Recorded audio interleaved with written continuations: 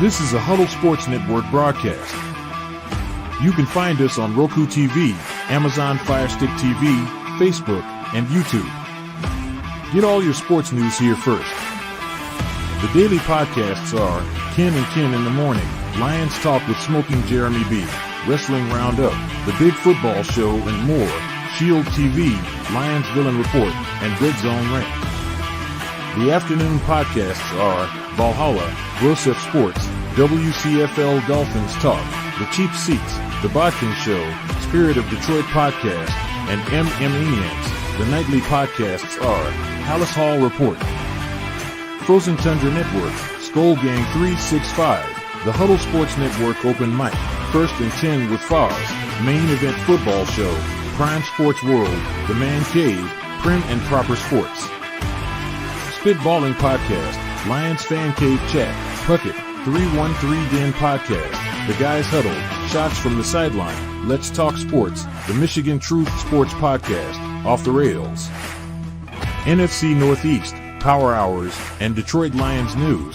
Make sure you follow, like, share, subscribe, and comment. Hope you like all the shows. Oh, yeah. Right here, right now. It is the Saturday Sports Show. Good morning and welcome to another edition of the Saturday Sports Show. My name's Ralph Williams along with Leo Haggerty. And our special guests today are BRYAN Pettit from the Tiger Stripes Network and Jeremy BALLREIC from the Kneecap Biting and the Detroit Lions. And also he is on Huddle Sports Network as well as myself. And I want to thank Ken and Ken in the Morning for having me on yesterday morning on their show. And I've been invited on to future shows as well. Coming up September 2nd, I will be on the Sports Nuts show coming up on September 2nd at 8:30. So I want to let everyone know where I'm going to be at as I get invited on other shows across the country and around the world as well. All right. Before we get started here, we're going to pay a couple bills real quick here. And let's get into our studio sponsor, Mata Heating and Air Conditioning, 724-2010-500, Mata Heating and Air Conditioning. And we're in Studio 10 here in Berlin, Maryland, right outside of Ocean City, Maryland. I want to let everyone know I survived the storm. We got some rain and some winds here, but nothing damaging. Some branches around, some leaves fall off of some trees, but that's about as far as we got. We didn't get flooded. We didn't get anything. I fortunately live in the part of around Ocean City where I didn't get flooded, so I want to let everyone know we're doing okay here. Also, Mike Dotson Realty, Ocean City, Maryland, area code 410-596-1681. Call Mike today if you are interested in buying a home in Ocean City, living in Ocean City, or perhaps renting or short-term rental. Give Mike a call, 410-596-1681. Mike Dotson Realty, Ocean City, Maryland. All right, good morning, everybody. Let's get started with our opening segments here. Leo, go ahead. How are you today? Good morning and welcome to the show. Yeah, I'm here. Gonna catch us at Amped Up Sports. Have the final Bucks preseason game I'll be heading to tonight. And then next Thursday, finally, USF Boise State, Thursday at 5:30. Oh, that's going to be a good game there. I hope South Florida comes through on that one. I'd like to see them progress. You'll be interesting to know the score I'm predicting. I'm predicting Boise State 28, South Florida 24, and Mother Nature 10. And Mother Nature's playing with USF this week. Wow. Well, we'll see what Boise State does. They play in some bad weather too, so we'll see what happens. Yeah, they don't play in this kind of heat, though, Ralph. That's true. That's exactly correct. And I'll tell you, I'll tell you something else too. Boise State has their offensive coordinator is former Tampa Bay head coach Dirk Cutter. So they run a very interesting offense with Dirk Cutter, and he's been around. I think a lot of us know who he is. Leo especially knows Dirk Cutter from when he was the head coach at Tampa Bay. Absolutely. All right, next we have BRYAN Pettit from the Tiger Stripes Network. How are you, BRYAN? Good morning. Good morning. And guess what? It is actually official, almost, College game day. So it is going to be not a jam pack, but there's a couple of games. You got Hawaii at Stanford, and you got Kansas in there. So it's going to be a loaded show today. We're going to talk about a lot of things. So yeah, it's football's here. I can't wait. Oh, you know it, and I'm happy for it too. I can't wait. I love football all the way around. I even follow UFL. That's how much I love football. I even follow Arena League. So there you go. What's left of it. All right, Jeremy Ballreic from the Detroit cap-biting Detroit Lions broadcast. Also does the roundtable on Wednesday night, which I am on as well, the football roundtable. Thank you, Jeremy, for having me on that show every Wednesday night at 9:30. You're very welcome, and thank you for being there. I appreciate it. But I'm excited because we're 14 days away from opening day now, or 13 days, or whatever it is. Yeah. Oh yeah, absolutely. I can't wait to see what's going to happen with Michigan here with this suspension and all this other stuff, Jeremy. And I'm very interested to see. It was a slap on the wrist. What was it? A playoff ban this year? Is it $20 million fine and one extra game for Sharon Moore? And they're appealing it, and it looks like they might win the appeal. Because come to find out, Central Michigan provided the information themselves. You didn't go there and get it, so it looks like it might get appealed. Yeah. Wow. I see. All right, what, guys, if you win that appeal, might as well just throw the NCAA out and make it the Wild West.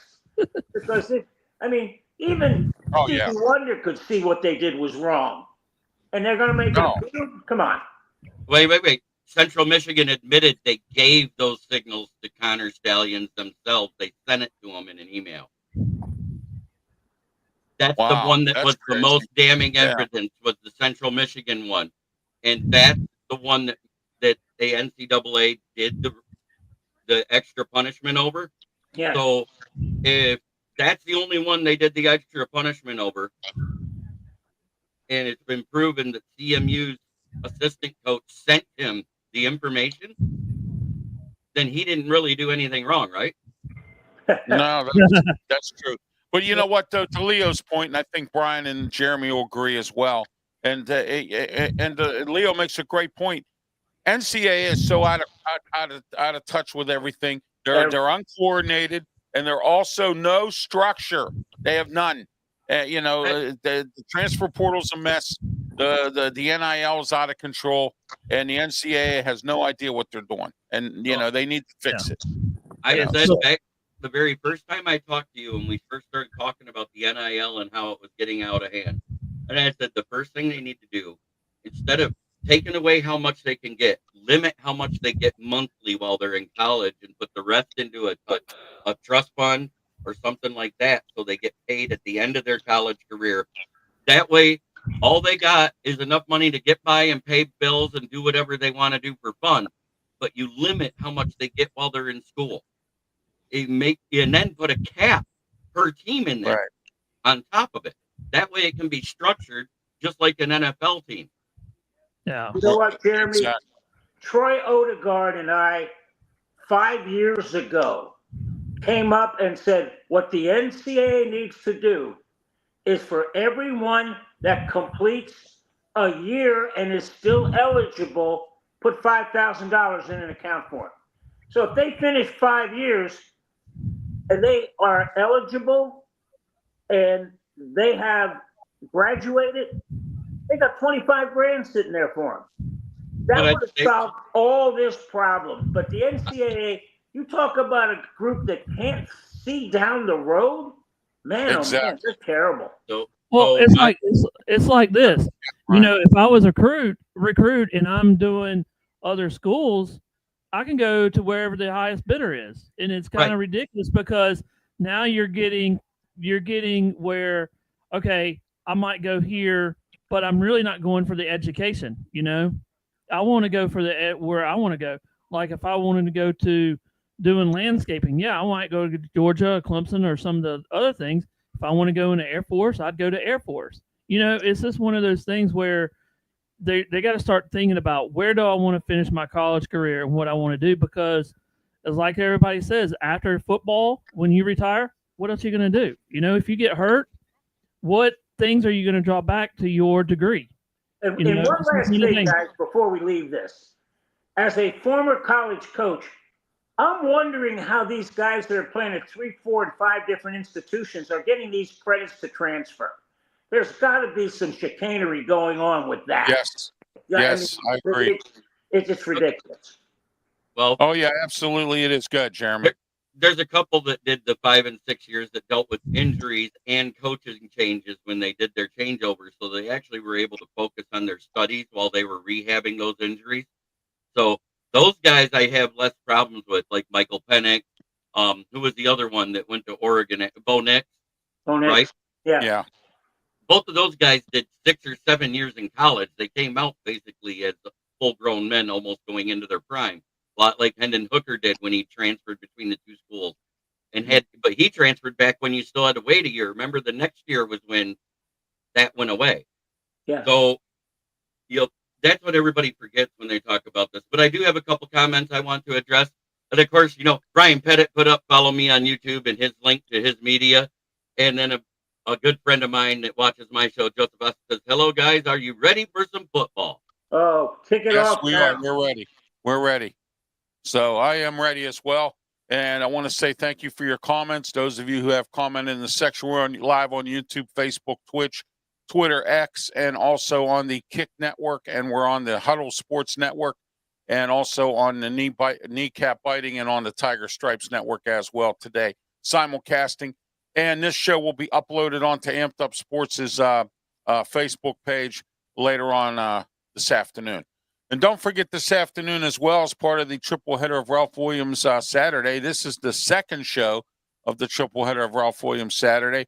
Don't forget on the triple header later on, 2:00 p.m., the Sports Corner Radio Show, AM 1250, The Answer, 92.5 on the FM dial, and also 1250, The Answer, PGH.com. And that's with me, Ralph Williams, Smoking Jim Frazier, Claudia Rosano, and Luther Dupree. We have a lot to talk about as well. And so don't forget to tune in 2 to 3 p.m. every Saturday on 1250 a.m. The Answer. And also at 8 a.m. in the morning, every Saturday morning, don't forget the Ralph Williams, Tony Moreno show every Saturday, 8 a.m. to 9 a.m., 1250 a.m. The Answer, 92.5. That's the first of 3 shows of the triple header of Ralph Williams Saturday. All right, guys, let's talk about why we're on college football. And we're going to get out of that topic about the NCAA because we beat it up enough. Let's get into this here. Number of ranked teams on schedules. All right, so let's take a look at some of these teams here. Number 1 ranked teams that are on schedules. All right, so let's take a look at a couple teams. Like right here, we got BYU has 2. Where's Clemson at here? Clemson's at the bottom. It says 1 for them. Brian, South Florida. That's Cincinnati, Ralph. Or Cincinnati. I'm sorry, I didn't see that down there. It looks like the same paw. Yes, it does. On Clemson. It's the same logo, actually. Quite. Thank you, Leah, for correcting me on that. But yeah, TCU has 4. Guys, what's your thoughts on this list here? Take a look at it. Let me know what you think about it. We'll start with you, Jeremy. Go. Well, if you look at the ones that are at the bottom, they are all playing in divisions where there aren't that many great teams. Cincinnati's in the MAC, so they're only one. No, they're in the AAC. Still okay. The American Athletic. No, Conference. I'm sorry. I'm wrong, Jeremy. I'm wrong again. They're in the Big 12 now. They moved to the Big 12. Big 12 isn't that good either. They got Colorado in there, so in West Virginia. Yeah, and Virginia has nobody. You look at the Cavaliers down there. Then you got North Carolina, Wake Forest, the Oregon Ducks having 2. So they were a playoff team last year, and that surprises me. It doesn't surprise me about Michigan because they weren't a playoff team. All they were was a bowl-bound team. Right. Nebraska, UCF, BYU, Texas Tech, Houston. I mean, look at it's almost that whole division only has 2, so that's their in-division rivals. Yes, exactly. You're exactly correct. Okay, go ahead, Brian. Your thoughts on this list? Go. Brian. You're muted. Can't hear you. Okay, I'm back now. Okay, there you I muted myself there, so I wouldn't have to breathe into this thing. No, if you look at the top, if you look at the bottom, I mean, look at the. If you see on this list, the ACC teams are really not ranked above the 4, like where Clemson is at 3. On the schedule. If you look there, there's more ACC teams on this thing where there's not ranked teams. And then you look at the hardest schedule. I think Florida's got it, the hardest schedule with the 3 with Florida, Oklahoma, LSU, and Mississippi State. So I mean, the other one, but yeah, they got the hardest schedules, and man, it's going to be tough even for the Gamecocks with 6, ranked teams that they got to play.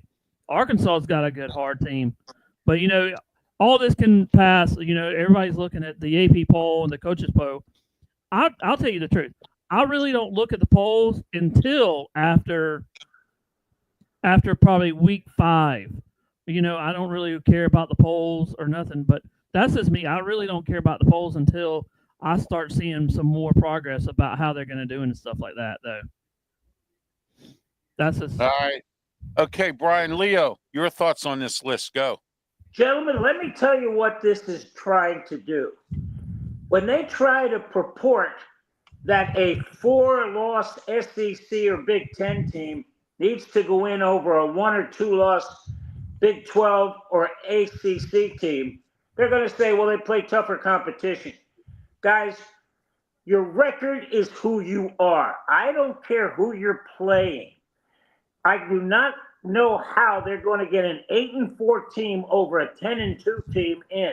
I don't care what the competition is. You've lost. You're going to see a losing team in the Big Ten or the SEC with a 3-4 or a 4-5 record. They're going to try to put them in the playoffs. They're going to say, oh, they play tough competition. You got to win, guys. You got to win. The first prerequisite is winning. They're going to go back and say, oh, well, they lost to 4 ranked teams. Well, guess what? They're not ranked down. So I think this is trying to set everybody up for having 5 Big Ten, 5 SEC teams in this 12-team playoff. Oh, yeah, absolutely. And pretty soon we're going to have 4 mega conferences too, supposedly, or something. And some of the smaller teams are going to go out, like the MAC conference might go bye-byes and a few other ones. Go ahead, Jeremy. I'm going to address one comment because it was directed directly at me. Smokin' Jay, okay. I thought you were a Tribune guy now. I write for the Motor City Tribune. I am an independent person. I submit my articles by email. So please, unless it has to do with the topics we're talking about, don't comment. All right. Thank you, Jeremy.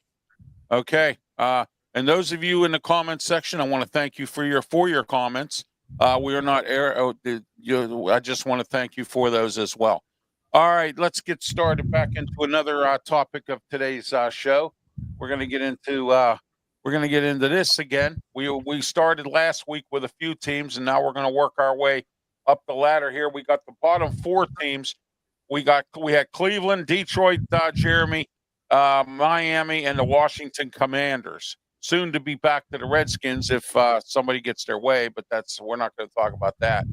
All right, let's get started here. Chicago Bears. It says that they've been in the playoffs. I can't quite see that there, Jeremy. What's that say for the Bears? The Bears have 3, same as the Washington Commanders. Since 2000. All right. Last week we broke down why they have that. Why? What's going on with them? Why are they doing it? I think we all pretty much know. But we're gonna get into it right now. Why did they only have 3 playoff wins since 2000? Leo, go ahead. We'll start with you. Haven't found a quarterback yet, guys. That's the simple thing. They keep drafting the wrong guy, and they're hoping that Caleb Williams is the guy. The kid got into so many bad habits last year because of what he had to endure with an offensive line that was a sieve, that Ben Johnson is going to have trouble actually getting him back on the straight and narrow. Everybody thinks, because Ben Johnson showed up, that the Bears are going to get a lot better. Well, guess what, fellas? It's not about the X's and O's. It's about the Jimmies and Joes. And right. There are not a lot of Jimmies and Joes in Chicago yet. Not yet. We will. Ben Johnson's on a wait-and-see thing. I think Jeremy will agree with me on that, even though he's the new coach there. He's got a good offensive pedigree. We're good at working with the quarterback. But first, we have to see. The good news is he has Dennis Allen as his defensive coordinator. That's a good thing. Dennis Allen, very good defensive coordinator, a horrible head coach. I hope he never gets another NFL head coaching job again. Maybe he'll coach the Mean Machine or something. But, I don't think he'll be coaching the NFL. All right, Brian Pettit. All right. I'm sorry, Leo. I got a question, and I forgot today. We're talking about the Bears. When we see this 3 down here since 2000. Who was the coach back then in 2000 and before that? Was that Wanstead or something like that in the 2000s? Was he a coach then, or was that after? I thought Wanstead was in Miami and then went back to college. He was right after Dicka, if I remember right. Yeah, right after Dicka in the late 80s, and then he went to Miami, and then he went back to college. Yeah, then he went to Pitt. Well, see, that's what I'm saying. Though you gotta have, with being in Chicago. I've never visited Chicago before, but if you were going to do something, the quarterback has to stand alone. They just haven't had a good draft picks, and they've had a losing season all the way through, all the way since 2000. It's been a dreadful time, and I know a lot of Chicago fans are not happy about how they're doing. And also, you got to remember they're playing in the cold. So when they go, and I've heard stats when, like, if you're playing in the north coming down to the south, you're going to probably not have such a good time, because or you go to the south or you go to the north. It's kind of in between that, Oh, yeah, absolutely. All right, Jeremy BALLREIC. Well, if you actually look, the only coach that won them any playoff games, it was Lovie Smith. That's how they got to the Super Bowl that year. And they got to the Super Bowl with him. Versus Peyton Manning, if I remember right, when the Colts won it. Isn't that right? When they had Brian Urlacher. It's been the only inclement weather Super Bowl. It was in the rain in Miami. Go ahead. Right. Yes. But that being said, that was their last good coach, and they let him go after they won the division and lost in the wild card round, if I remember right, the last year he was there. And then they picked up and then it was Mark Trestman, and then it was Matt Nagy, and then it was Eberflus, and now it's Ben Johnson. So if you look, it's the same problem with them that it was with Detroit. It wasn't about the Joes actually on the field. It was the coaching that was making it horrible. Am I saying Ben Johnson's going to be a great head coach right away? I don't know. He's a rookie head coach. We don't There's know. going to be growing pains there. And there's going to be growing pains with Caleb Williams, because I don't care how good of a rookie quarterback you are. You change stuff. You struggle with the transition. And it takes time to get that going. So, and we've had this discussion, you and I, Jeremy, over several shows about how, they rush these quarterbacks straight into the fire, and draft them in the first round and think that they're supposed to carry the team into the fire immediately. All right, next team here. What do we got, Jeremy? Go ahead. Dallas Cowboys. All 4 of their wins have been in the wild card round. So their biggest fear is, just like we're going to talk about later, is the divisional round. Yeah. Yes, exactly. They have a serious problem. Their problem is Jerry Jones. I was on with Ken in the morning yesterday. We spoke about Jerry Jones and some of the stuff that he's been doing in Dallas. All right, we'll start with you, Jeremy. Go ahead. You hit the nail on the head. Ever since Jimmy Johnson's players won the Super Bowl for Barry Switzer, they haven't been able to get back. And the only thing that changed was Jerry Jones that couldn't handle Jimmy Johnson being bigger than him, and the reason why Dallas had success. So it's been a constant carousel, except for Jason Garrett, who lasted 6 years, which was 3 years too long. Yeah. So, he was the longest tenured coach under the Jerry Jones. Parcells was there for about 4 years. Yep. Parcells. McCarthy's right there with Bill Parcells. So that's your second place coaches. Great coaches that have Super Bowl pedigrees, but yet couldn't do it with a team that chokes under pressure. Oh, yeah, absolutely. All right. Leo, your thoughts. Go ahead. This is very hard for me to do, because I grew up and I had a shirt that says, I cheer for the Eagles and anybody playing the Cowboys. So to say I'm not ecstatic that they haven't won playoff games is an understatement. But their biggest problem is that they're playing in a really tough division. And it's kind of like the AFC North. You know, you may win, but you're getting beat up. You know, they got to play Philadelphia. They got to play New York. They got to play Washington. I mean, that's 6 brutal games, win or lose. And that's what we don't see that in other divisions, other than Baltimore, Pittsburgh, Cincinnati, Cleveland. I mean, that's a war too.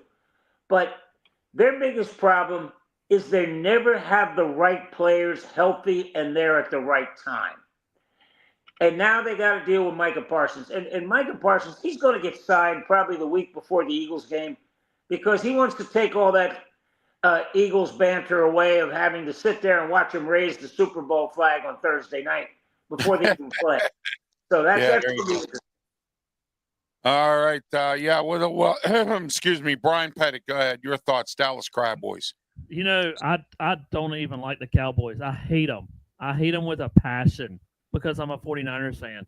But what I've heard yesterday is on some of the stations around where I live at and some of the national network is that Jerry Jones really doesn't sign anybody until the very beginning of the seat, the beginning of, after the thing. And that's what his thing has been, years and years and years, as he's not signing the right guys.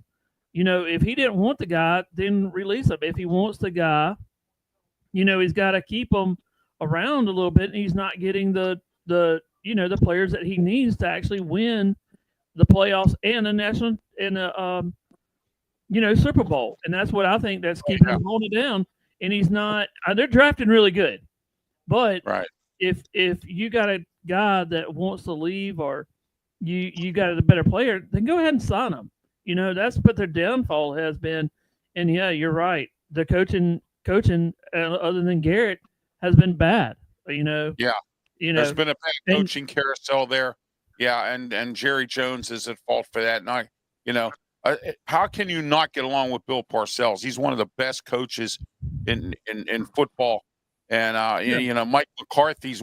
I mean, he was a good coach up at Green Bay, and so took him to a Super Bowl. So I mean, and won it. So I just don't understand what he just got this attitude problem, and so. Leo, go ahead. Oh, I'm sorry. I already got to you, Leo. Sorry about Dallas. Sorry about that. My mistake. All right, let's go. Let's get into some more if you like. Yeah. There you go. I got you. All right, let's get into the next team here. All right, what do we got? The Raiders. The Las Vegas Raiders. All right, the Las Vegas Raiders. And this year they have Pete Carroll. They've failed since 2000. To reach the playoffs quite a lot. Leo, start with you, the Las Vegas Raiders. Well, I'll tell you what, that's just win, baby, has become just don't lose, baby. And I'm going to go back to probably the biggest mistake they made.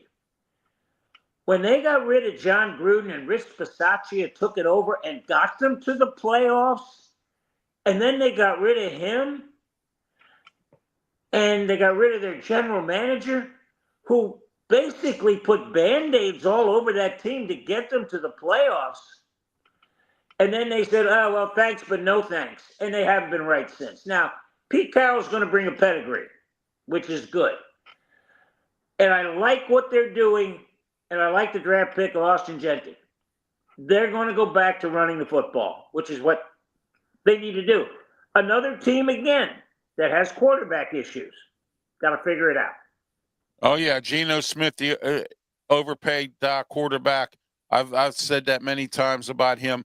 All right, Jeremy BALLREIC, go ahead. The Las Vegas Raiders. The Raiders. They haven't been relevant since Gruden. And before that, it was Madden and what's his name? Tom Flores. That's the last 3 great coaches they have, and they never keep them around. Why? The owners feel like they know more than the coaches. And Gruden won his case in Nevada versus the NFL. So if they want to appeal it, it has to go to the United States Supreme Court now. So It's a travesty what's happened to the great Raiders nation since Al passed away. Yeah, it has. And you know what? I hate to say it this way, but he's probably rolling over in his grave. So, there you go. Brian Pettit, go ahead. The Raiders. What can you say about them also with Jeremy and Leo and you, Ralph? I mean, show me some wins. You got to get in the playoffs first before you can actually say, "Hey, we actually won this." So it goes back to John Gruden. I wish he had never left. I wish him the best, but he's a great coach. I mean, other than that, it's just the Raiders. I mean, come on, show me something. Show me something to get in the playoffs, please. Yeah, 70-year-old Pete Carroll. Let's see what he can do this year. I'm hoping he can get this Raider team back in order and then get somebody in after Pete Carroll that can continue. I know Pete Carroll's going to fix that team. He's not going to play around like the rest of these guys have with this team over the years. All right, we're going to go along this top line here, and then we're going to move on. And next week we'll go to the line above it. Next, the Jacksonville Jaguars. They've only been in it for four times, but of course they haven't been in the league that long either. So that, and also they have had some horrible coaches, except for not Dom Capers. Tom Coughlin was a good coach when he was there. They've had Doug. I thought Doug Marrone did pretty good, even though he was a college coach. And for some strange reason, I couldn't understand how Doug Peterson didn't do any better than what he did. And is it Trevor Lawrence? And since that's the case, let's start with you, Jeremy. Is it Trevor Lawrence? Yes and no. I mean, he has great weapons around him. The offensive line does not allow him to get sacked that much. He's never been sacked more than 38 times in a single season. But he's only had that 38 times in the best season he had at 9-8 with Doug Peterson in the first year as a coach. So if you look at it, they've had decent defenses. They've had decent O-line play. They've had decent running back play. But they just can't seem to put it together. And the only playoff game they won in that tenure was because their kicker that they got off the Lions, trash heap, won the game in closing because the Chargers chargered again. Right, exactly. All right, Leo. Yeah, you can't say that Jacksonville even won that game. The Chargers lost it. Played it simple. I mean, yeah. Again, here's another situation of a quarterback who's going through coaches and offensive coordinators. I mean, think about this. Trevor Lawrence's first year in the league. He's doing with a guy who lasted, 4 games, 5 games? And now he's back in the booth. We like to think that there's some continuity. And when you look at these guys that are winning playoff games, there's continuity. That's the biggest thing.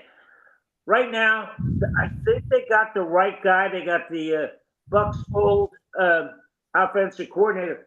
And you know what? The last 2 offensive coordinators in Tampa Bay are now head coaches at Carolina and Jacksonville.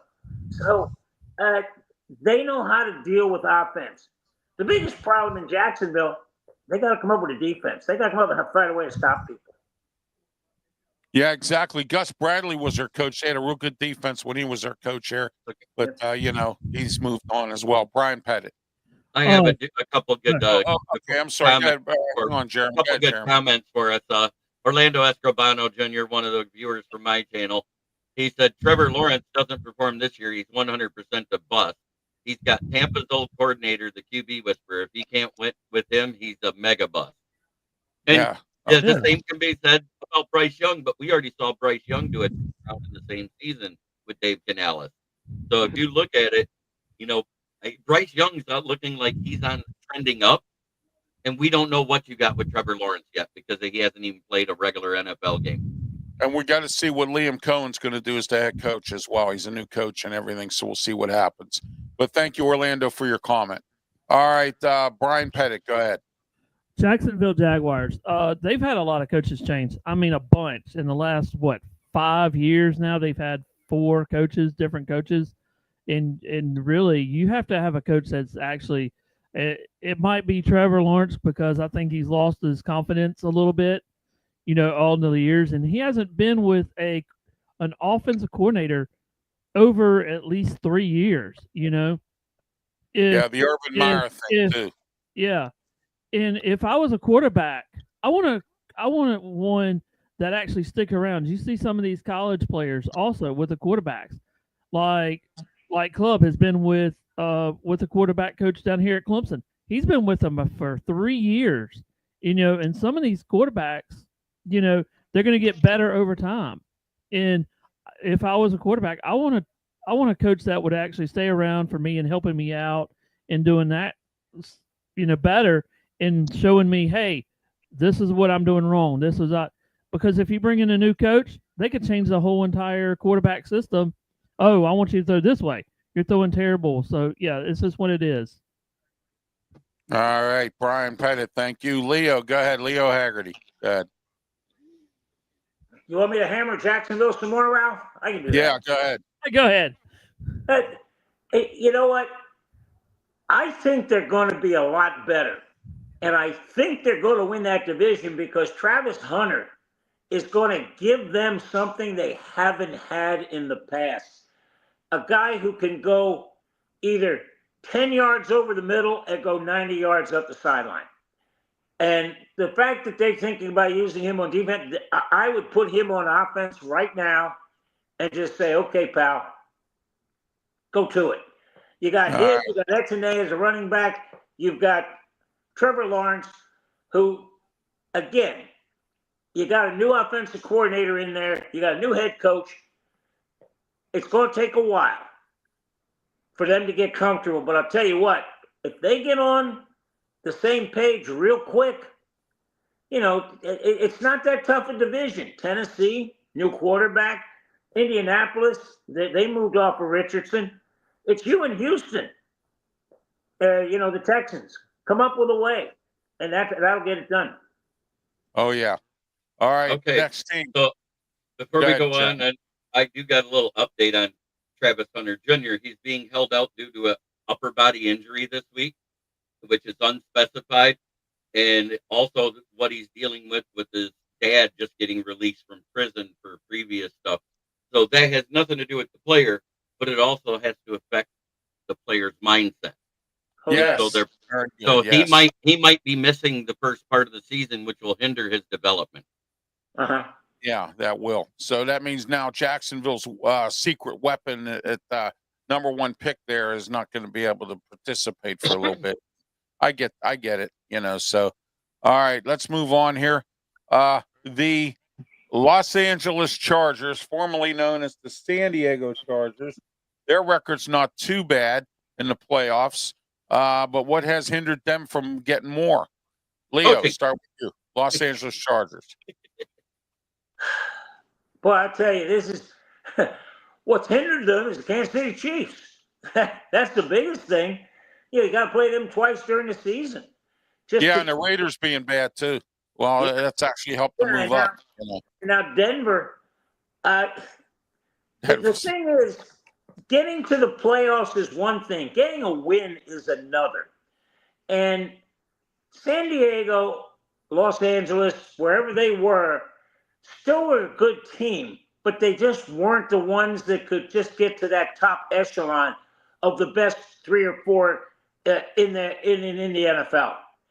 They would win a game maybe, and I can still remember that game in Miami, which was way back when it was just like whoever had the ball last was going to win, and they're blocking field goals at the end. It was just crazy. Dan Fouts went ballistic. But again, that was a good team, but it wasn't a great team. And that's their problem now. Now, Harbaugh's going to turn that thing around. He's going to run it down your throat because that's what he's done. And he's going to limit Herbert's number of passes, not because he doesn't trust him, but because he wants him to get back and play action being a big part of that offense. So they're going to want to establish the run and then give Herbert time to pick out receivers down the field. Yes, exactly. I was going to say they need for protection purposes. Herbert's been injured over the years, and they've strengthened that offensive line, and they brought in Najee Harris. who has an eye injury from a fireworks accident. And not sure if he's even going to play this year. No one knows. That injury's been kept out. All right, let's go to you, Brian. Go ahead. Brian Pettit, LA Chargers. The Chargers. When you think back to the Chargers, you have Rivers back then too. Rivers just couldn't make it to the championship game or the Super Bowl, but they just had troubles and they haven't had good coaches. So they just haven't had a quarterback to bring them into the winning edge of some of the things, and they've had a rough time too. They've had a lot of injuries too. So yeah. Yeah, you know what? They have had a couple really. Ken Wisenhunt, he went to the Super Bowl with Arizona against the Steelers.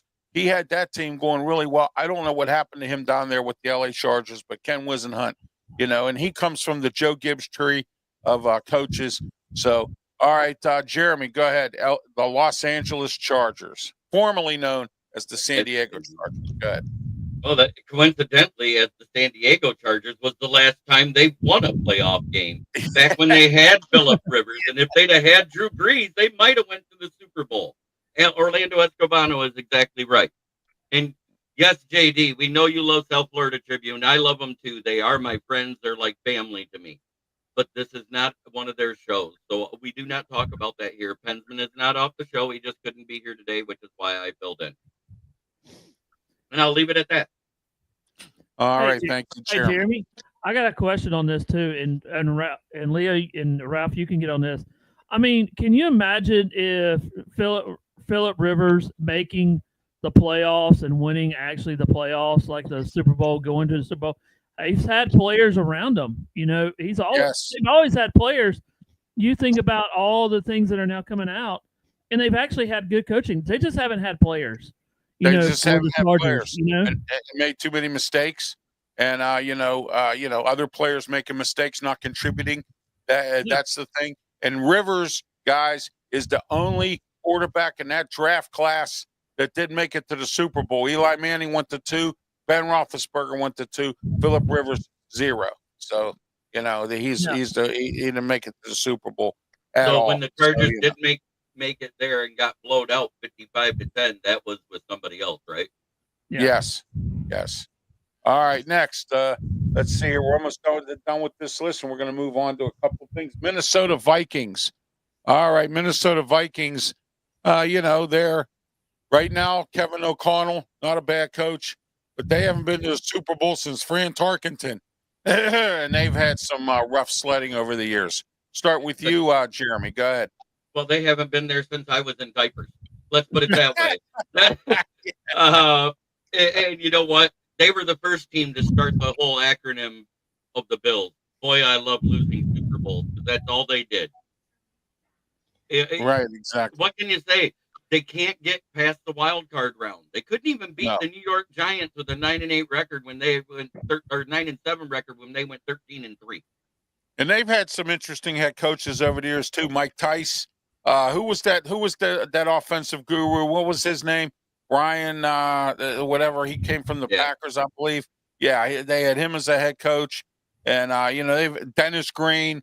He's the well-known guy as well there, and they just couldn't get it together. And they're in a tough division. You got Detroit, you got Green Bay, and you got and the Bears. Well, at the time, sometimes the Bears look good. This is the year where you're going to see if it's KOC or if it was Sam Darnold with a good coach. What a good coach, right? And I'm going to say this: KOC is a good coach, but he's never developed a rookie. He's always had a established veteran quarterback, right? Yeah. Well, that's what you do when you're a new coach, Kevin. What's he's in his third year, fourth maybe, third or fourth year, yeah. Yeah, exactly. Yeah. So I'm not picking on the Vikings. I'm not picking on JJ McCarthy. I'm saying that's the biggest question mark on the team is if that quarterback is going to be good. Because we saw at Michigan when Harbaugh wasn't there to coach him, they didn't allow him to throw 25 times a game during that suspension period. And there was a reason for it. Because when he faced top 25 teams, he wasn't good. He was only good against the cupcakes at the beginning of the season. All right, Brian Pettit, go ahead. what can you say about the Vikings? I mean, geez, I mean, they've had a lot of, I don't remember I can't remember the last time they've actually went to the playoffs. I can't remember any time. I've watched a lot of NFL. I can't remember. The only thing that I could say is they just need better players, the better players. They have them, but can they stay healthy? And, they've had a lot of other things that's gone wrong, players being hurt at times. They've had bad luck through the season. They do play a tough schedule. They just haven't had the luck that some of these other teams have. All right, Leo Haggerty. Guys, I can tell you the last time they were there, it was that Hail Mary against the Saints where, Diggs caught the ball when he should have been tackled by 3 guys. And that was their last time there. And then they got blown out by the Eagles. But again, we're talking about every year there's going to be 10 teams that go to the playoffs. Well, guess what? 5 of them are going to lose right away. 4 of them, 5 of them, maybe 6 are going to lose right away. So, getting there, that's it. And everybody's talking about Todd Bowles being on the hot seat down here. And I keep reminding people, as long as you get home playoff games, your owner's never going to fire you. Because guess what? That's, found money for them. And it's in the hundreds of millions of dollars. So it's a lot of money. Hey, Detroit last year, they lost to Washington, but they probably made like $120 million just on that game, right, Jeremy? Yeah, I mean, not only that, but you're talking about ticket sales and postseason ticket sales, which is split across the 32 teams, whether you want it to be or not. So you divide that by 32, and every team got that boost to their ending statement. So shared revenue is what it is. And if the NCAA did it right, we wouldn't be griping about colleges so much. True. Oh yeah, absolutely. That's the truth. Okay, let's get into our final team on this list, and then we're going to do the next list next week, or the next line here. The Tennessee Titans, formerly known as the Houston Oilers. Remember that old song, Houston Oilers #1? Yeah, well, the Houston Oilers / Texans and the Tennessee Titans. Titans have been in the Super Bowl with Jeff Fisher, but, they've kind of slid too. They've had Ken Wisenhunt as their head coach, Mike Mularkey as their head coach. Now they've got Brian Callahan, I believe his name is the coach there. And now they've got Cam Ward as their quarterback and open door Dan Moore on the offensive line, who's overpaid, got $80 million contract. Leo, start with you, Tennessee Titans / Houston Oilers. Well, I'll tell you what, you had Mike Vrabel there for a while, and you had Derrick Henry, and it was like a battering ram. It was unbelievable what they would do. Again, I had Steve Arcardipo, who covers the Titans for us at Amped Up Sports. I asked him on the radio one time, I said, are you making a business decision tackling Derrick Henry in the fourth quarter? He said, no, you're making a retirement decision. And that's pretty much it. This is a team that, again, it's like the Hall of Fame. They were in the Hall of Very Good, but they never got to that Hall of Fame. And again, yeah, exactly. They finished up when the St. Louis Rams, what were they, like a half a yard from getting in there to make the game interesting? Yes. At the last play of the we've never seen a Super Bowl come down to that. So that was crazy. Oh, yeah, absolutely. All right, Orlando, I want to thank you for being part of the program today on your comments, JD as well. Orlando's made some really good comments today, and I want to thank him for being part of it. I also want to thank everyone that's watching today, this morning, on YouTube, Facebook, Twitch, Twitter, X. Hang on a minute, Jeremy. The Kick Network and the Huddle Sports Network, Jeremy, and the Kneecap Biting, and we're also on Tiger Stripes Network as well. All right, go ahead, Jeremy. He had some good comments about the Vikings. JJ McCarthy, 100% all in. JJ, if they're good, JJ horrible, they're horrible. McCarthy, not Jetta. They need to utilize his mobility if he wants success, and that's true because that's what he was very good at, doing the play-action rollouts early in the season that went away.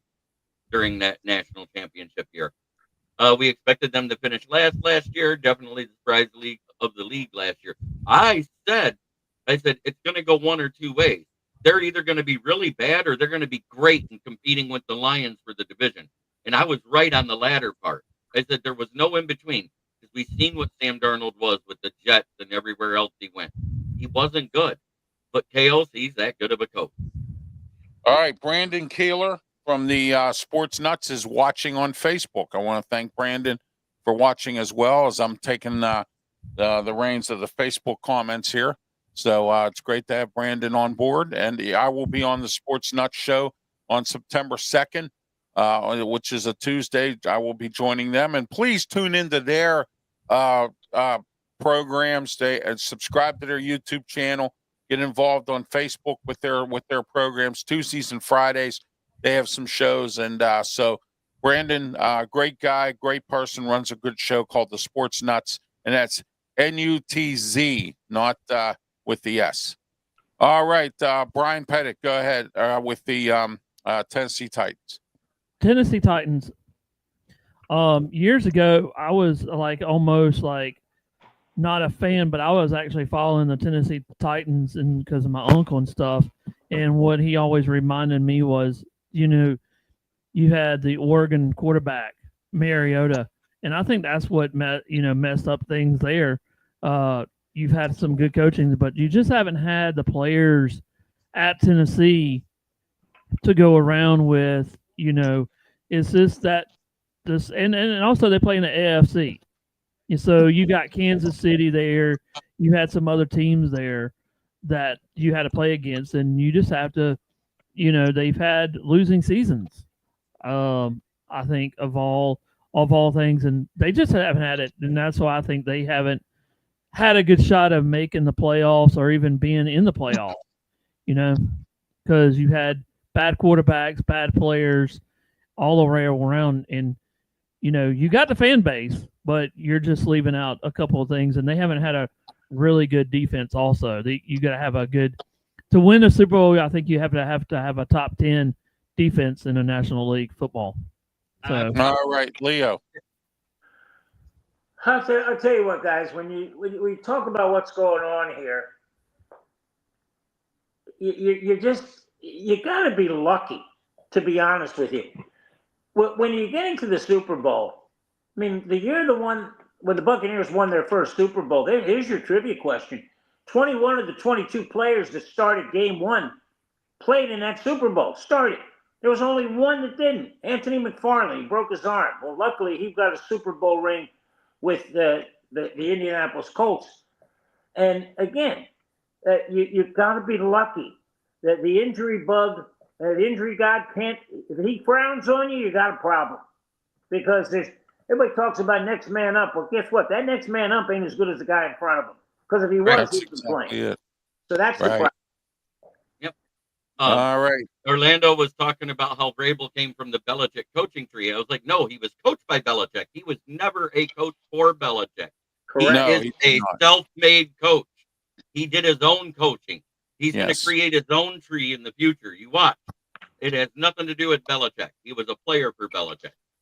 Well, the one that really has done it as a Belichick, Bill O'Brien didn't do a bad job down in Houston. And then also when you talk about the Belichick tree, Mike Vrabel didn't do bad. Well, of course, he wasn't in the coaching like you said, Jeremy, but Vrabel hasn't done too bad either as far as being part of Belichick's team as well. All right, next week we're going to talk about each team's biggest fear. All right, so we're going to talk about that next week for the NFL, and we're going to continue our talk about college football coming up. Major League Baseball's finishing up, and now we're going to go into our local segment. Leo, go ahead. What's going on down in Tampa? Local, go. Well, the Rays are going to take the day off because the Buccaneers play tonight in their preseason game against the Bills. They'll take on the Cardinals Sunday.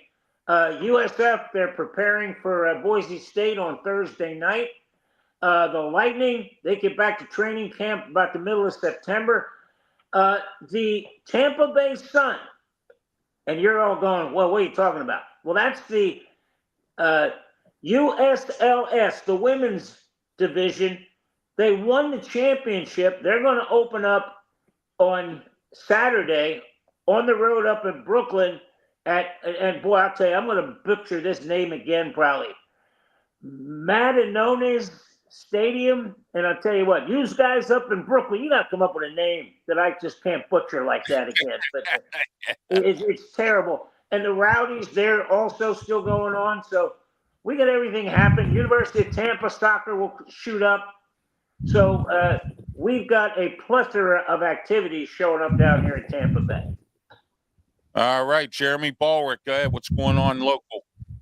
Well, locally, we got the Tigers that are still managing to win despite having a mediocre bullpen and weak starting pitching outside of Skubal. I mean, Skubal right now still looks like the same guy he was last year. They're surging. The Lions are getting ready to play their game at 1:00.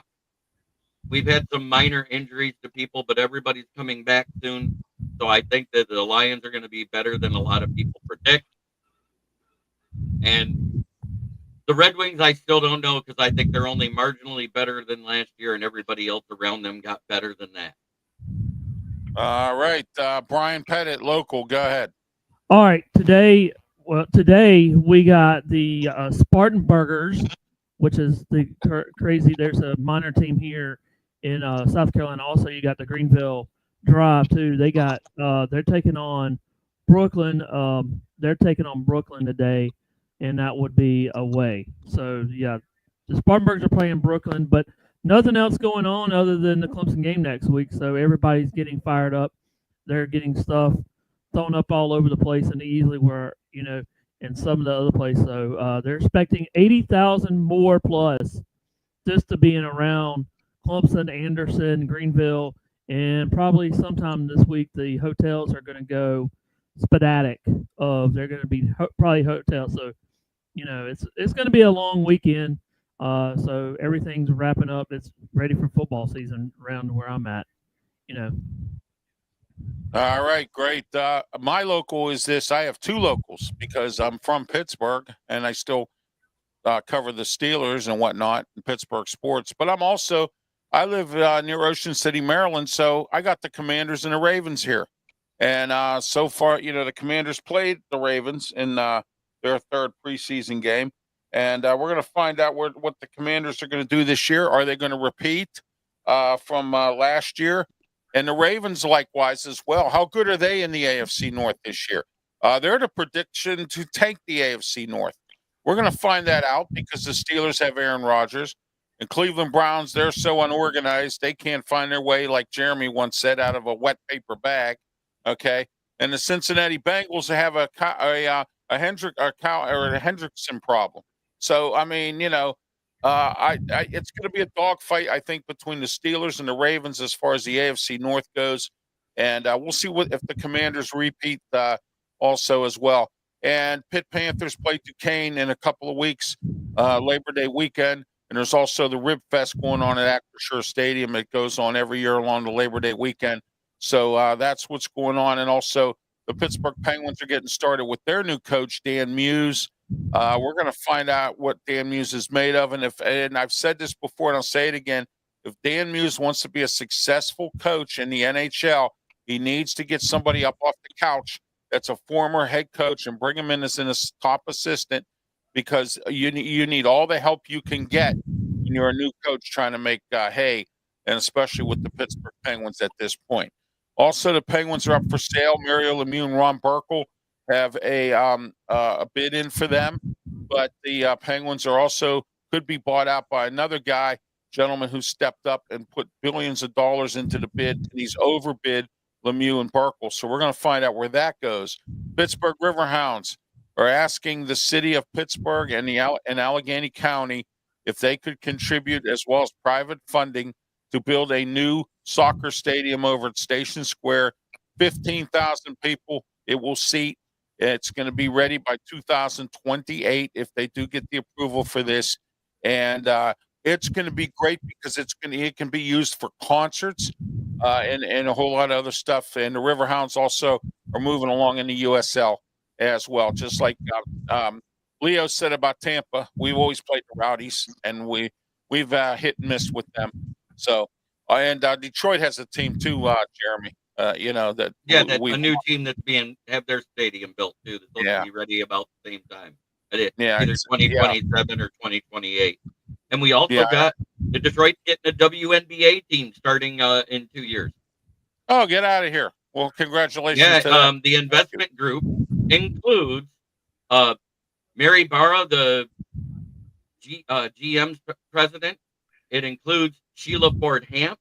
It includes Eminem. It includes a few other players, plus Jared Goff, all invested in this WNBA team. Tom Gores is a part of it, Kid too. Rock didn't. He's from Detroit. I'm surprised Kid Rock didn't. The only question we have, guys, is will the WNBA still exist in 2 years? Yeah, that's going to be the question, Leo. I've said that many times on this program. What their marketing strategy, they don't know how to market these teams, and they rely on one athlete like Caitlin Clark and Angel Reese, and they're relying on this new girl, this Paige, whatever her name is. So they're trying to rely on them, and then when they're fighting amongst each other, and there's all this other problem, it makes for marketing nightmare when you have that kind of bad publicity that the WNBA does not need if they want to keep it going. So that's my thoughts on that. The only way it won't is if they cave on the CBA and give the women what they want, because right now they only make, as a whole unit, for the few teams they do have, they only make like 15% of what the NBA makes. So that league is actually fun, but it's ran by the same commissioner because they're actually owned by the NBA. So it's just as much his fault as it is the WNBA as a whole. Because what he's doing is he's built 80% of the money that's been used to cover everything has came out of the NBA, out of the shared revenue. Because all they do is they put it all in the same ticket pool, WNBA and NBA. This is what I've heard. So, okay, Go Pack says something about what do we think the Packers are going to do this year. So quick before we wrap it up, let's get into that real quick. Well, Leo, what do you think the Packers might do this year? Second in the NFC North. Okay, there you go. All right, Brian Pettit, Green Bay Packers. I think the Packers will. I haven't looked at their schedule, but I think they'll go. Let's say 10. Let's say 12 and. Ooh. So not I'm gonna go. About Jordan Love, man. I'm gonna go. Yeah, Jordan Love. I just haven't looked at their schedule, so I don't know what they're going to go. I have no clue. Well, that's fine. I got you. No problem. Jeremy knows. Go ahead.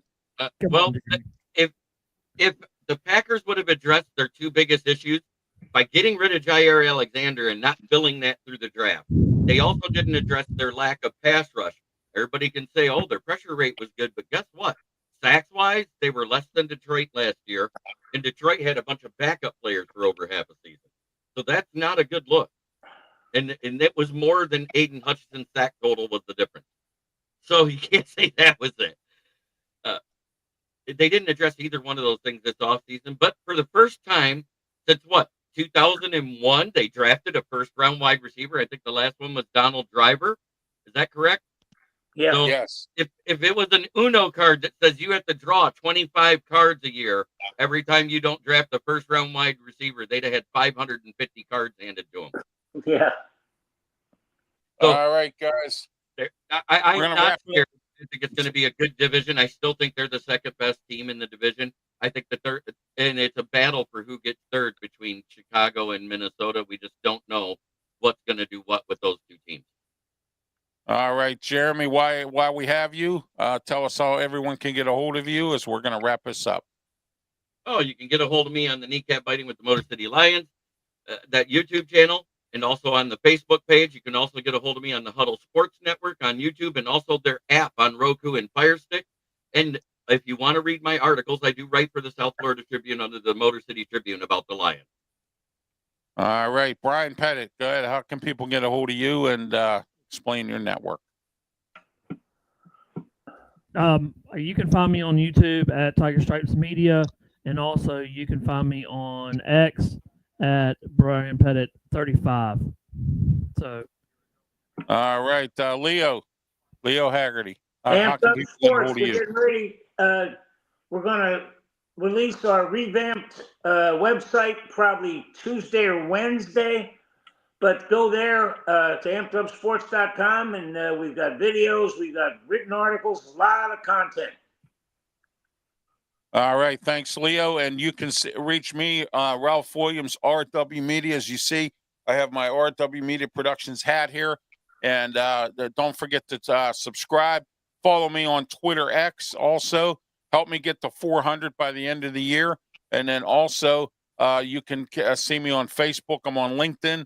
I'm on Blue Sky. And I'm also on Tumblr as well. And don't forget on Saturdays, my two radio shows on 1250 AM The Answer, 92.5 on the FM dial, Western Pennsylvania, and around the country and around the world on 1250 The Answer, PGH.com. I'm Ralph Williams for Jeremy Ballreic, Leo Haggerty, and Brian Pettit.